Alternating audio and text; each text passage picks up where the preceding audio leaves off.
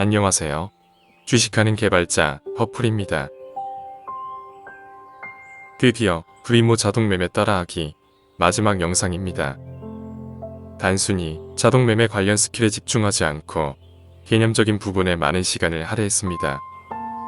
특히 추세에 대한 다양한 정의와 응용을 위한 개념을 살펴보고 다양한 조건식을 작성해 보았습니다. 부족한 내용은 앞으로 추가적으로 정리해서 업로드할 수 있도록 노력하겠습니다. 오늘은 이동평균의 지배주기에 관한 내용에 대해서 간략히 살펴보고 이동평균선이 수렴하는 경우, 특히 기준 이평과 지배 이평이 수렴하는 경우의 심리적인 의미와 기술적인 의미에 대해서 알아보겠습니다. 마지막으로 이러한 이평선 수렴의 돌파를 포착하는 조건식을 생성하도록 하겠습니다. 오늘의 주제는 이평선 수렴의 의미를 살펴보고 변동성 돌파와 유사한 수렴 돌파 조건식을 생성하는 것입니다.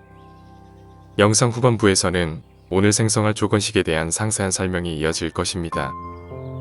끝까지 시청해 주시기 바랍니다. 여러분의 구독과 좋아요 부탁드리며 오늘의 주제를 시작하도록 하겠습니다.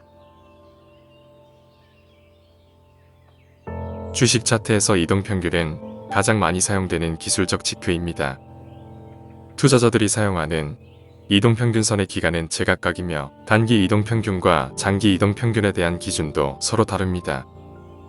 물론 HTS 상에서 기본으로 정해진 기간값을 사용하는 경우도 많을 것입니다. 이동평균의 특정 기간값에 많은 의미를 부여하는 경우가 있는데 미국의 경우 200일 이동평균이 그 대표적인 예입니다. 저는 특정 기간값보다는 그 값을 지배하는 값에 더 관심을 두고 그 두 이평 간의 관계나 현상에 대해 지배주기라는 관점으로 바라봅니다. 예를 들어 5일 이동평균을 지배할 수 있는 이동평균은 최소 얼마의 기간을 이동평균한 값일까요? 저는 이동평균의 지배주기는 4배라는 결론을 얻었습니다. 다만 이것은 수학적이거나 과학적인 결론이 아니라 오로지 개인의 경험에 기반한 결과입니다. 기준 이평을 5일 이동평균이라고 한다면 지배 이평은 20일 이동평균이 됩니다.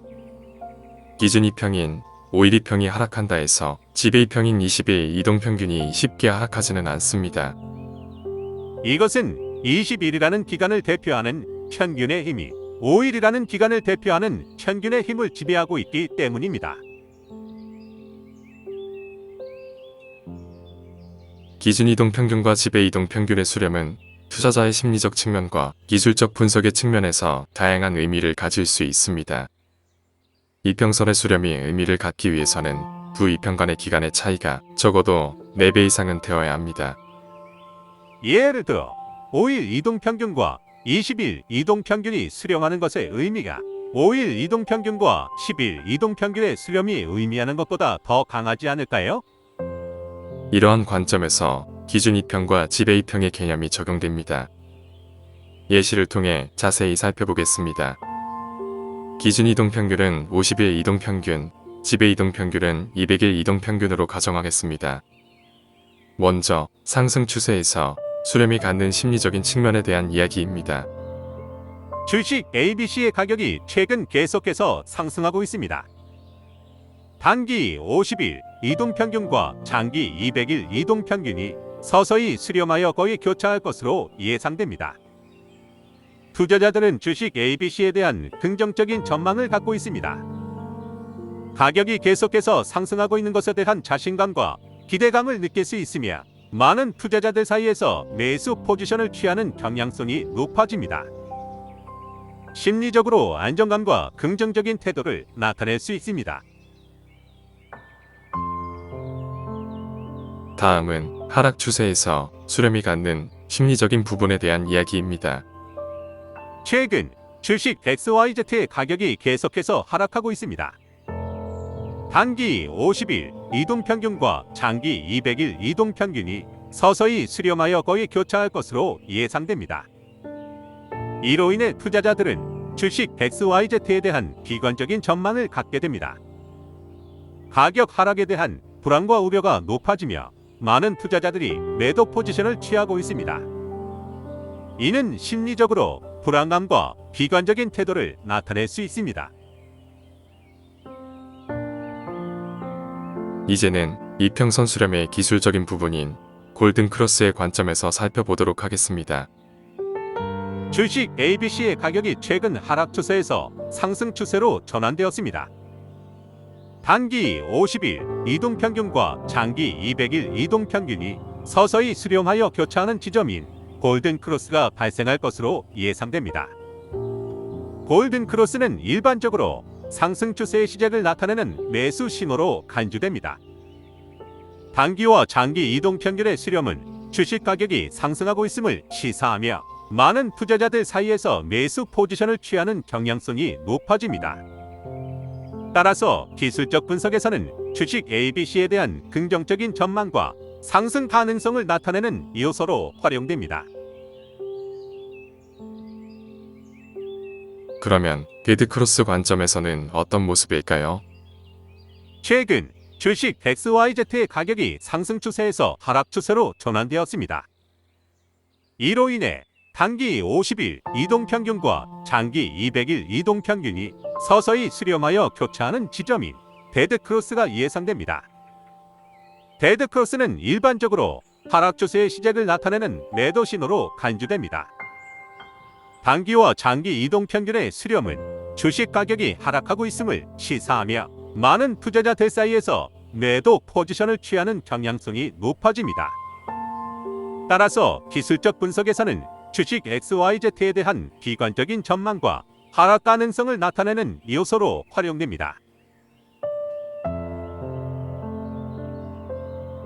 오늘은 두 개의 이동평균선이 수렴하는 상황에서 변동성 돌파를 포착하는 조건식을 생성해 보도록 하겠습니다. 이동평균선은 5일 이동평균선과 20일 이동평균선을 사용할 것입니다. 5일 이동평균선은 기준 이평이 되고 20일 이동평균선은 지배 이평이 됩니다. 이 두 이동평균선이 수렴한 후 주가가 이 두 이동평균선을 넘어서는 강세를 포착하는 것이지요. 여기서 강세의 정의로 지난 시간에 살펴본 변동성 돌파 조건을 사용할 것입니다. 이제 조건식에 사용된 조건들을 하나씩 살펴보도록 하겠습니다. A 조건은 기술적 분석, 주가 이동 평균, 주가 이동 평균 비교 조건입니다. 조건의 내용은 일주기 영봉정 기준, 단순, 종가 22평이 종가 82평보다 3회 이상 크다입니다. B 조건은 기술적 분석, 주가 이동 평균, 주가 이동 평균 추세 조건입니다. 조건의 내용은 일주기 영봉정 기준, 단순, 종가 22평이 상승 추세 유지 3회 이상입니다. C 조건은 기술적 분석, 주가 이동 평균, 주가 이동 평균 추세 조건입니다. 조건의 내용은 일주기 영봉정 기준, 단순, 종가 82평이 상승 추세 유지 3회 이상입니다. A에서 C 조건은 상승 추세를 정의하는 조건입니다. 상승 추세에서 기준 이평과 지배 이평이 수렴하는 구간을 식별한 뒤 변동성 돌파를 포착하는 것입니다. D 조건은 기술적 분석, 주가 이동 평균, 이동 평균 이격도 조건입니다. 조건의 내용은 일주기 일봉정 기준, 단순, 단기 이평 5, 장기 이평 20, 단기와 장기 이평이 2% 이내 3회 이상 접근입니다. 이 조건은 기준 이평과 지배 이평의 수렴에 관한 조건입니다. 단기와 장기 이평의 간격과 횟수를 조절하여 조건식을 개선할 수 있습니다. 이 조건은 시세 분석, 가격 조건, 기간 내 주가 변동폭 조건입니다. 조건의 내용은 일주기 일봉전까지 일봉간 최고 최저폭이 5% 이하입니다. 이 조건은 변동성 돌파에서 변동폭을 조절하는 K 변수를 대신하기 위해 고안된 조건입니다. F 조건은 시세 분석, 가격 조건, 주가 비교 조건입니다. 조건의 내용은 일봉전 고가 저가 폭이 영봉전 시가 종가 폭보다 작다입니다. 이 조건은 변동성 돌파 조건에 해당합니다. G 조건은 시세 분석, 가격 조건, 주가 비교 조건입니다. 조건의 내용은 일주기 일봉전 종가가 영봉전 금일 종가보다 작다입니다. 이 조건은 전일 종가보다 금일 종가가 커야 한다는 의미입니다. H 조건은 시세 분석, 가격 조건, 주가 비교 조건입니다. 조건의 내용은 일주기 영봉전, 금일 시가가 영봉전 금일 종가보다 작다입니다. 이 조건은 양봉을 의미하는 조건입니다. 이상으로 프리모 조건식 자동 매매 따라하기 10번째 추세의 정의와 응용에 대해 알아보았습니다.